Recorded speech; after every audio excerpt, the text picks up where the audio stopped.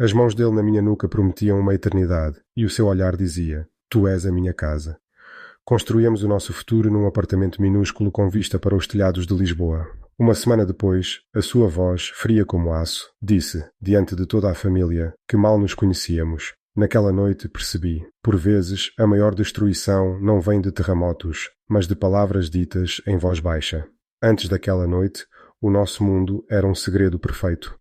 Para o resto de Lisboa, éramos apenas Léo e Miguel, os dois jovens arquitetos prodígio de um dos maiores gabinetes do país.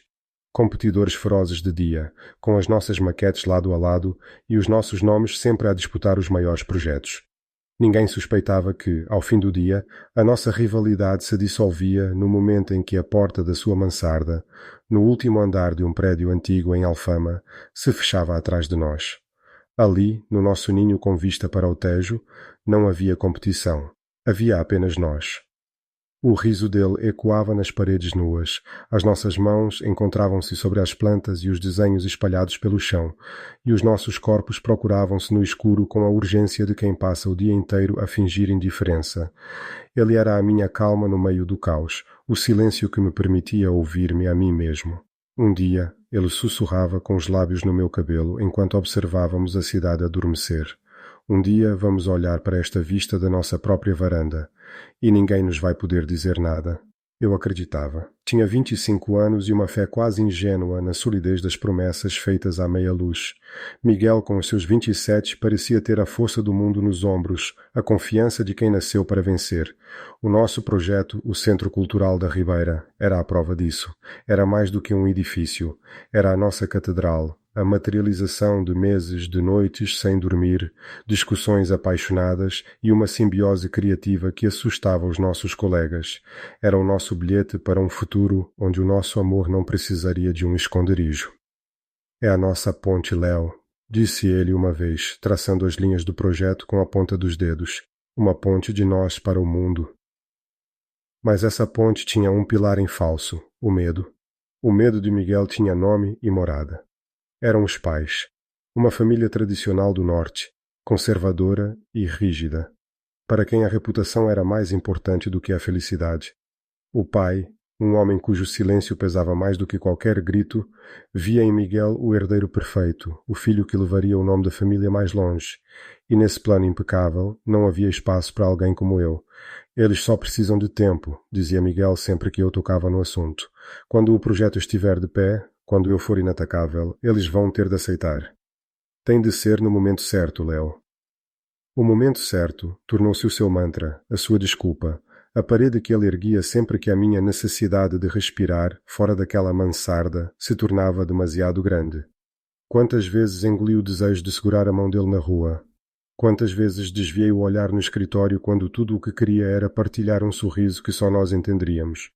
Eu vivia em função de um momento certo, que parecia nunca chegar, um horizonte que se afastava a cada passo que dávamos. A tensão começou a infiltrar-se no nosso paraíso. A pressão do projeto aumentava, e com ela, a nossa visibilidade. As nossas fotografias apareceram em revistas de arquitetura, sempre lado a lado, mas a uma distância segura. Começaram os jantares, os eventos, os cocktails, onde eu era apresentado como o brilhante colega de Miguel, e a cada apresentação sentia uma pequena parte de mim a ser apagada. Isto está a matar-me, Miguel, confessei uma noite, depois de um evento particularmente doloroso, onde tive de o ver a sorrir para a filha de um investidor que claramente lhe era oferecida como um prémio. Eu sei, meu amor, eu sei, ele respondeu, abraçando-me com uma força desesperada, como se quisesse fundir os nossos corpos para que a separação fosse impossível. Estamos quase lá. O projeto foi aprovado. O financiamento está garantido. É o nosso triunfo. Depois disto, eu juro, tudo vai mudar. E foi então que o convite chegou. Um e-mail formal da mãe dele, um jantar em casa dos pais, em Cascais, para celebrar o sucesso do Centro Cultural. O meu nome estava na lista de convidados, logo abaixo do dele, com a designação Léo, amado, colega e colaborador. O meu estômago gelou. Eu não posso ir, disse de imediato. Isto é uma armadilha, Miguel. É o mundo deles. Eu não pertenço lá. Claro que pertences. Ele insistiu, com um brilho nos olhos que eu, na minha cegueira, confundi com coragem. É a oportunidade perfeita. Eles vão ver-te, vão ver o teu talento, vão perceber que sem ti este projeto não existia. Vão respeitar-te. É o primeiro passo, Léo. Confia em mim. Ele olhava para mim com tanta convicção, com tanto amor aparente, que a minha resistência cedeu. Talvez ele tivesse razão. Talvez a admiração profissional pudesse abrir uma fresta para a aceitação pessoal. Talvez o medo fosse apenas meu. E se eles perguntarem? Insisti, a voz um fio. Se eles perceberem.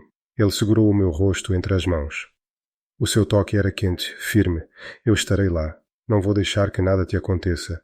Somos uma equipa. Lembras-te? Eu protejo-te. Naquela noite, antes de adormecer, ele abraçou-me com mais força do que o habitual. Imagina só, sussurrou ele no escuro. Daqui a 1 ano, vamos rir-nos disto tudo. Vamos estar no nosso terraço, a olhar para a nossa ponte, e esta noite será apenas uma história. Eu fechei os olhos e tentei acreditar. Tentei imaginar esse futuro, essa paz. Mal sabia eu que ele não estava a construir uma ponte para nós. Estava a preparar-se para me atirar dela, para salvar apenas a si mesmo. E aquela noite não seria uma história engraçada. Seria o fim de tudo.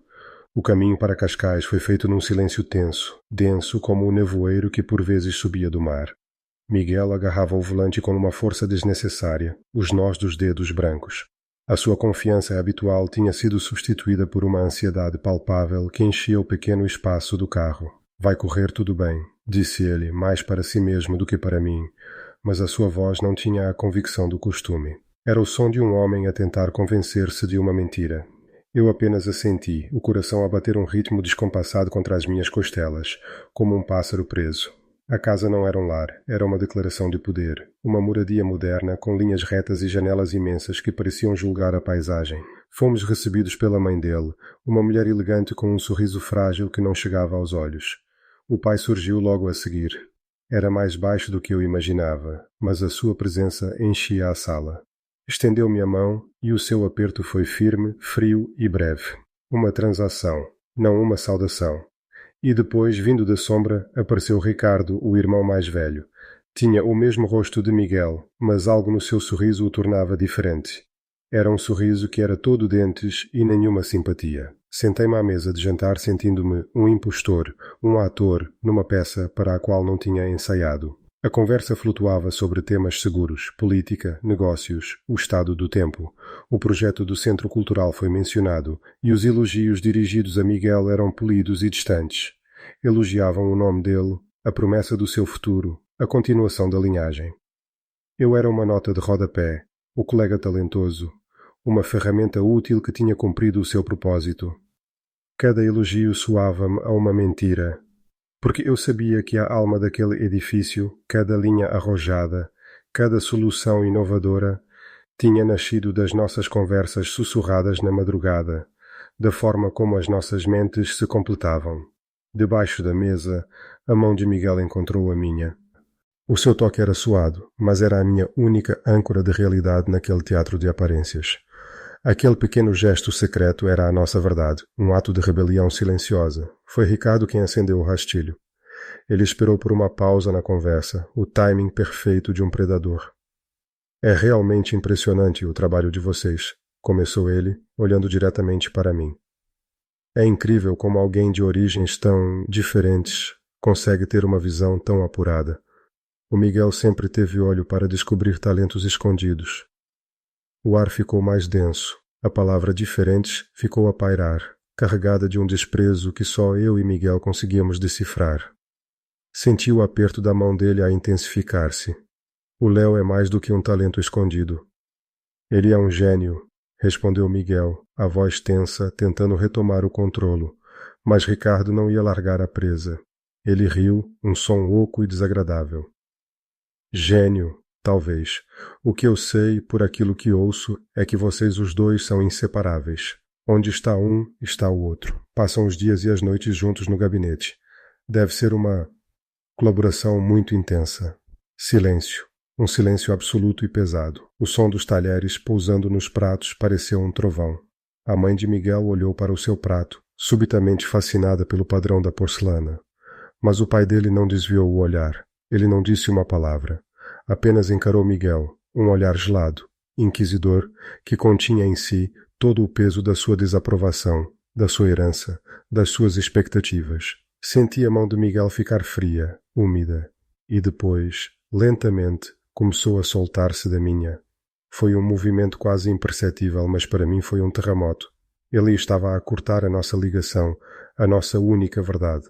Olhei para ele, implorando com os olhos. Não faças isto. Lembra-te das tuas promessas. Lembra-te de nós. Vi uma guerra inteira a ser travada nos seus olhos em meros segundos. Vi o nosso apartamento, as nossas noites, o nosso projeto.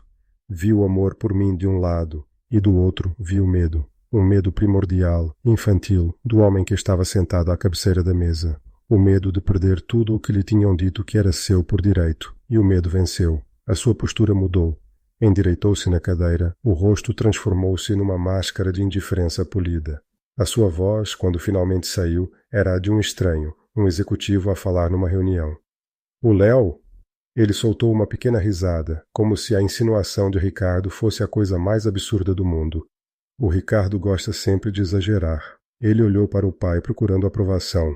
Ele é apenas um colega talentoso sem dúvida, o melhor com quem já trabalhei, mas é só isso, nada mais, apenas um colega, nada mais. As palavras não me atingiram como um soco, foram mais subtis, mais venenosas, entraram em mim e dissolveram tudo o que eu era. O som da sala desapareceu. Vi Ricardo sorrir, um sorriso vitorioso e feio. Vi o pai de Miguel assentir, um gesto quase imperceptível de alívio e aprovação. A prova tinha sido superada. O herdeiro tinha feito a escolha certa. Eu estava ali, sentado à mesa deles, mas já não existia. Num único instante, Miguel não me tinha apenas negado, tinha-me apagado, tinha pegado em tudo o que éramos. A nossa ponte, a nossa catedral, o nosso mundo secreto, e tinha-o demolido com 3 palavras frias, calculadas, para salvar a sua própria pele. O resto da noite é um borrão. Lembro-me apenas do frio. Um frio que não vinha da janela aberta, mas de dentro, do espaço vazio ao meu lado, debaixo da mesa, e do buraco que se abria no meu peito, um abismo onde, momentos antes, havia um futuro. A viagem de volta para Lisboa foi o reverso exato da ida. O silêncio já não era tenso. Era um vácuo, um buraco negro que sugava todo o ar, todo o som, toda a esperança. Miguel conduzia de forma automática, os olhos fixos na estrada escura, como se as linhas brancas do Alcatrão fossem a única coisa no universo que ainda fazia sentido. Ele não ousava olhar para mim. A sua covardia tinha-o transformado numa estátua, e eu, sentado ao seu lado, era o fantasma que o assombrava. Eu não chorei. As lágrimas pareciam um luxo que a minha dor, tão vasta e tão profunda, não conseguia produzir. Eu sentia apenas uma dormência gelada a espalhar-se a partir do meu peito, congelando os meus membros, os meus pensamentos. As palavras dele, apenas um colega, nada mais, ecoavam na minha cabeça, não como um grito, mas como um zumbido baixo e persistente, o som de algo a morrer lentamente. Quando o carro parou em frente ao meu prédio, o motor desligou-se e o silêncio tornou-se insuportável. Leo, começou ele, a voz rouca, partida. Era a primeira palavra que dizia desde o jantar, mas eu não o deixei continuar. Não, disse eu, e a minha própria voz soou estranha aos meus ouvidos, desprovida de qualquer emoção. Não digas nada, não há nada que possas dizer. Abri a porta e saí para a noite fria sem olhar para trás. Sabia que, se olhasse, veria o homem que amava, o homem que tinha construído e destruído o meu mundo na mesma noite, e talvez a visão dele me quebrasse de vez. Subi as escadas do meu pequeno apartamento, cada passo um esforço monumental. Dentro de casa o ar parecia rarefeito. Tudo me lembrava dele. O livro que ele tinha deixado na mesa de cabeceira, a chávena de café que usava todas as manhãs, o cheiro dele ainda impregnado na minha almofada. Peguei num saco e, metodicamente, comecei a juntar todos os vestígios da sua existência na minha vida. Cada objeto era uma pequena faca a torcer-se na ferida. Os dias seguintes foram um borrão de dor funcional. Eu levantava-me, vestia-me, ia para o escritório. Movia-me pelo mundo como um autómato, o meu corpo a cumprir as suas funções enquanto a minha alma se afogava. No trabalho, o inferno tornou-se público. Miguel evitava-me com um zelo quase religioso, alterando os seus horários para não se cruzar comigo nos corredores. Quando éramos forçados a estar na mesma sala, ele não me olhava nos olhos. Dirigia-se a mim através de terceiros, como se eu fosse uma entidade abstrata, um problema a ser contornado. Os nossos colegas, que antes nos viam como uma dupla imbatível, sentiam a fratura. Os olhares de soslaio, os sussurros nos cantos, a forma como o espaço se abria à nossa volta quando passávamos, tudo isso se tornou a nova banda sonora da minha vida. Eu não era apenas um colega renegado, era um mistério inconveniente. A traição final, no entanto, veio de onde eu menos esperava, do nosso projeto. O Centro Cultural da Ribeira era tanto meu quanto dele. Cada linha, cada material, cada conceito tinha sido debatido, sonhado e criado por nós os dois. Mas na primeira reunião de apresentação à equipa de construção, Miguel ficou de pé, sozinho, em frente ao ecrã. A sua voz era firme, confiante, enquanto explicava a sua visão. Ele usou as minhas palavras, as minhas ideias, as minhas metáforas, apresentando-as como se tivessem brotado unicamente da sua mente brilhante. Eu estava sentado na última fila, invisível, a ouvir o homem que amava a roubar-me não apenas o coração, mas também a minha identidade profissional. O meu nome, que antes aparecia ao lado do dele em todas as plantas e documentos, foi relegado para uma lista de colaboradores, no final da apresentação, perdido entre os nomes dos estagiários. Ninguém pareceu notar. Ninguém se importou. A história já tinha sido reescrita, e nela eu era apenas uma nota de rodapé. Naquela noite, a dormência que me protegia finalmente cedeu. Em casa, o silêncio do meu apartamento gritava a ausência dele, a ausência de tudo. Olhei para a maquete do centro cultural que tínhamos construído juntos, uma miniatura perfeita do nosso sonho. E, num acesso de raiva e dor que veio das profundezas do meu ser, atirei-a contra a parede. Os pequenos pedaços de madeira e acrílico espalharam-se pelo chão, estilhaçados e reconhecíveis, tal como eu. As suas tentativas de contacto eram patéticas e covardes. Mensagens de texto à meio da noite. Precisamos de falar. Por favor, atende. Não era aquilo que eu queria. E-mails longos e sinuosos, cheios de autopiedade, onde ele se pintava como uma vítima das circunstâncias, um prisioneiro da sua família, do seu legado. Ele nunca pediu desculpa. Ele apenas se justificava, tentando desesperadamente reescrever a sua traição como um sacrifício necessário. Eu não respondia a nenhuma. Que poderia eu dizer? Que a sua fraqueza tinha aniquilado a minha força, que o seu medo tinha envenenado a minha coragem, que ele tinha pegado no meu amor, a coisa mais pura e honesta que eu tinha para dar, e o tinha trocado por um aceno de aprovação do pai. Fiquei sozinho, completamente sozinho. Os amigos que tínhamos em comum afastaram-se, desconfortáveis com o drama, sem saber de que lado ficar e escolhendo o mais fácil, nenhum. A família dele, que eu só tinha encontrado uma vez, assombrava-me. O sorriso vitorioso de Ricardo, o olhar frio do pai. Eles não me tinham apenas rejeitado, tinham-me considerado indigno de existir no seu mundo. E o pior era que uma parte de mim começava a acreditar neles. Começava a perguntar-me o que havia de tão errado comigo para que alguém que jurava amar-me me pudesse descartar com tanta facilidade. Eu andava pelas ruas de Lisboa, as mesmas ruas que antes pareciam cheias de promessas, e sentia-me um fantasma na minha própria cidade, a carregar o peso de um amor que agora era a minha vergonha. Há um momento, quando se está a afogar, em que o pânico cede lugar a uma estranha calma. É o momento em que o corpo desiste de lutar e aceita o inevitável. Eu cheguei a esse ponto numa terça-feira chuvosa, sentado à minha secretária no escritório, a olhar para uma planta do Centro Cultural. O nome de Miguel brilhava no topo da página, sozinho, e eu senti nada. O zumbido na minha cabeça tinha finalmente parado. A dor aguda tinha se transformado numa presença surda, constante, como uma dor crônica com a qual se aprende a viver. E nessa calma desoladora percebi uma verdade simples. Eu não podia continuar ali. Não podia continuar a ser o fantasma do meu próprio sucesso, o arquiteto invisível de um sonho roubado. Naquele mesmo dia, pedi a minha demissão. O meu chefe ficou chocado. Tentou demover-me, ofereceu-me um aumento, um projeto novo. Ele não entendia que não era uma questão de dinheiro ou de trabalho. Era uma questão de oxigênio. Eu precisava de sair daquele edifício para poder voltar a respirar. A minha carta de demissão foi curta, profissional e irrevogável. Deixei o meu passe de acesso na secretária, juntei os poucos pertences pessoais que tinha e saí daquele prédio pela última vez, sem olhar para trás. Lá fora, a chuva de Lisboa caía, fria e implacável, mas pela primeira vez em semanas não a senti como um reflexo do meu estado de alma. Parecia uma limpeza, um batismo. Os primeiros tempos foram brutais. O silêncio do meu apartamento, que antes gritava a ausência de Miguel, agora gritava a incerteza do meu futuro. As minhas poupanças não durariam para sempre. Enviei currículos, mas o mundo da arquitetura em Lisboa é pequeno. A história, ainda que contada em sussurros e meias-verdades, tinha-se espalhado. Eu era o colega complicado, que tinha saído a meio do maior projeto do ano. Ninguém queria arriscar. As recusas, polidas mas firmes, começaram a chegar. A solidão era uma presença física. Eu acordava com ela, comia com ela, deitava-me com ela. Os amigos que me restavam tentavam ajudar, convidavam-me para sair, mas a minha dor era uma barreira invisível entre nós. Como poderia eu explicar-lhes a profundidade da minha perda?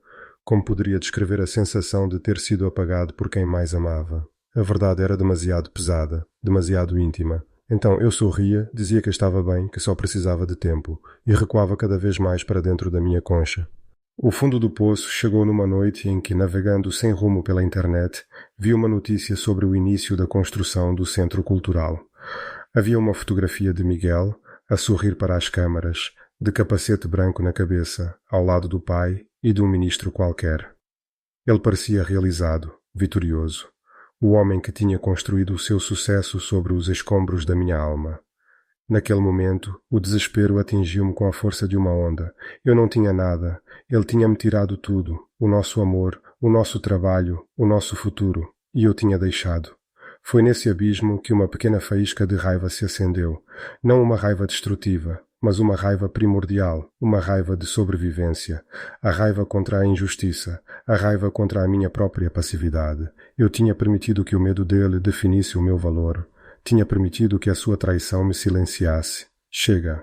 No dia seguinte fiz algo que nunca tinha pensado fazer. Fui a um pequeno centro comunitário no meu bairro, um edifício antigo e degradado que sempre me tinha chamado a atenção. Lá dentro encontrei uma mulher mais velha, de olhos cansados mas gentis, que geria o espaço com mais boa vontade do que recursos. Falei com ela. Ofereci-me para desenhar, de graça, um projeto de renovação para a biblioteca deles. Uma sala escura e úmida que as crianças evitavam. Ela olhou para mim, desconfiada a princípio, mas depois viu algo nos meus olhos. Talvez o meu desespero, talvez a minha sinceridade. E aceitou. Aquele pequeno projeto tornou-se a minha salvação. Mergulhei nele com uma dedicação feroz. Não havia grandes orçamentos, não havia materiais nobres, não havia a promessa de capas de revista. Havia apenas um problema real e a necessidade de o resolver com criatividade e empatia. Passei horas a falar com os voluntários, com as crianças, com os idosos que frequentavam o centro. O que precisavam eles? De luz, de cor, de um espaço onde se sentissem seguros e bem-vindos. Pela primeira vez, o meu trabalho não era sobre estética ou sobre criar um monumento ao ego de alguém. Era sobre pessoas. Era sobre construir algo que curasse, que unisse, que servisse. E ao projetar aquele espaço para eles, comecei a reconstruir-me a mim mesmo. Cada linha que eu desenhava no papel era um passo para longe da sombra de Miguel. Cada solução que eu encontrava para a falta de verbas era uma prova da minha própria resiliência. Comecei também a falar, primeiro com a minha terapeuta, depois com os meus amigos mais próximos. Contei-lhes a história toda, sem filtros, sem vergonha. A verdade, por mais dolorosa que fosse, era libertadora. Falar sobre a traição em voz alta tirava-lhe poder. Transformava o monstro que me assombrava nos meus pesadelos num homem fraco e assustado, e a minha dor, de uma fraqueza vergonhosa, numa ferida de guerra, uma prova da minha capacidade de amar e de sobreviver. Um dia fui convidado para dar uma pequena palestra numa universidade local, numa conferência sobre a arquitetura social. O convite surgiu através de um antigo professor que tinha ouvido falar do meu trabalho no centro comunitário. Subi ao palco com as mãos a tremer. A plateia estava cheia de estudantes de olhos brilhantes, cheios dos mesmos sonhos que eu tivera. E eu não lhes falei de betão nem de vidro, falei-lhes de honestidade. Falei sobre a importância de construir uma carreira que não nos obriga a demolir quem somos. Falei sobre como a arquitetura mais importante é a da nossa própria vida. A minha voz falhou algumas vezes, mas eu continuei. E quando terminei, o silêncio que se seguiu foi diferente do silêncio daquele jantar. Este era um silêncio de compreensão, de respeito. E depois vieram os aplausos. Naquele momento, de pé, sob as luzes do palco, eu percebi que já não era uma vítima. Era um sobrevivente. Miguel tinha-me roubado um projeto, mas eu tinha encontrado o meu propósito. E isso era algo que ninguém, nunca mais, me poderia tirar. A vida tem uma forma irónica de fechar círculos. A pequena biblioteca comunitária, renascida das cinzas com luz, cor e soluções engenhosas de baixo custo, tornou-se um sucesso inesperado. Não saiu nas grandes revistas de arquitetura, mas saiu nos jornais locais. As pessoas falavam dela. Era um projeto com alma. Diziam um espaço que abraçava a comunidade. E essa pequena onda de reconhecimento foi suficiente. O meu telefone começou a tocar. Eram pequenas organizações, projetos independentes, pessoas que não tinham grandes fortunas, mas tinham grandes sonhos. Pela primeira vez, eu não estava a construir monumentos para os ricos, estava a construir abrigos para os sonhadores. Cerca de um ano depois do meu despedimento, a notícia arrebentou como uma bomba silenciosa no mundo da arquitetura lisboeta. O Centro Cultural da Ribeira, o grande projeto de Miguel, estava a enfrentar problemas sérios. Havia falhas estruturais, derrapagens orçamentais catastróficas e, o mais grave, uma desconexão total com a envolvente da cidade. O edifício, que no papel parecia uma obra-prima, na realidade era uma concha oca e arrogante, um corpo sem a alma que eu lhe tinha dado. Os investidores estavam furiosos. O nome de Miguel, antes sinônimo de promessa, era agora sussurrado com desdém. A ponte que ele tanto idealizara estava a ruir antes mesmo de ser inaugurada. A derrocada dele não me trouxe a alegria vingativa que eu poderia esperar. Trouxe-me apenas uma tristeza profunda e cinzenta. Vi o quão frágil era o seu império, construído sobre uma fundação de medo e mentiras. Ele tinha sacrificado tudo por um sucesso que, afinal, era tão vazio quanto a sua coragem. E então, numa noite de outono, ele apareceu à porta do meu novo estúdio, um espaço pequeno e modesto que eu alugara com o dinheiro dos meus primeiros projetos. A chuva caía lá fora, tal como na noite em que o deixei. Ele parecia mais velho, o brilho dos seus olhos tinha sido substituído por um cansaço profundo. Já não era o Deus dourado que eu conhecera, mas apenas um homem encolhido e derrotado pela tempestade que ele próprio criara. Leo, disse ele, a voz pouco mais que um sussurro, eu sei que não tenho o direito, mas precisava de te ver. Eu não o convidei a entrar. Fiquei ali, na soleira da porta, a barreira física a espelhar a barreira intransponível que agora existia entre nós. O projeto está a afundar. Continuou ele sem que eu perguntasse. Eles dizem que falta coesão, que falta alma. Eu sei o que falta. Faltas tu. Ele deu um passo em frente, os olhos desesperados. Eu fui um idiota, um cobarde. Eu sei disso. O meu pai mal me fala. O Ricardo não perde uma oportunidade para me humilhar. Perdi tudo, Léo. A única coisa que era real na minha vida eras tu, e eu deitei tudo fora por nada. Ele estendeu a mão, não para me tocar, mas como um gesto de súplica. Eu sei que é impossível, mas eu precisava de te dizer. Eu amo-te. Eu nunca deixei de te amar. Se me desses outra oportunidade, podemos recomeçar. Longe daqui, longe deles. Só nós. As palavras dele, que um ano antes teriam sido a minha salvação, agora soavam ocas, distantes. Eu olhava para ele e já não via o homem que tinha amado com cada fibra do meu ser. Via um estranho, um fantasma de um passado que já não me pertencia. A dor ainda lá estava, algures, uma cicatriz fina e branca no meu coração, mas já não sangrava. Respirei fundo, o ar fresco da noite a encher-me os pulmões. O amor não é o que tu dizes, Miguel. É o que tu fazes, respondi. A minha voz calma e firme, uma firmeza que me surpreendeu a mim mesmo. E o que tu fizeste foi apagar-me para te salvares. Tu não me amavas. Amavas a ideia de mim, a parte de mim que te ajudava a brilhar. E quando tiveste de escolher entre mim e a tua segurança, a tua escolha foi clara. Vi a última centelha de esperança a morrer nos seus olhos. Eu perdoo-te, Miguel, continuei, e ao dizer as palavras senti que era verdade. Perdoo-te não por ti, mas por mim. Porque eu recuso-me a carregar o peso do teu medo para o resto da minha vida. Mas perdoar não é esquecer, e não é voltar atrás. Ele baixou a cabeça derrotado. Então, é isto? Murmurou ele. Sim, disse eu. É isto. Eu desejo-te sorte. Desejo, sinceramente, que um dia encontres a coragem de construir a tua própria vida, em vez de viveres na sombra da que os outros planearam para ti. Fechei a porta devagar, sem raiva, sem triunfo, apenas com a certeza serena de quem fecha um capítulo. Lá dentro, o meu estúdio estava iluminado, as paredes cobertas de esboços e plantas de novos projetos. Sobre a minha mesa estava o desenho inicial de uma nova ideia. Um centro de acolhimento para jovens LGBT expulsos de casa. Um lugar para construir não apenas um teto, mas um futuro. Um lugar que dissesse a cada um deles o que eu precisava de ter ouvido. Tu existes, tu importas, tu não estás sozinho. Olhei pela janela para as luzes de Lisboa, a cidade que me tinha visto cair e me estava a ver reerguer. Percebi que o meu propósito nunca tinha sido construir um grande monumento para o mundo ver.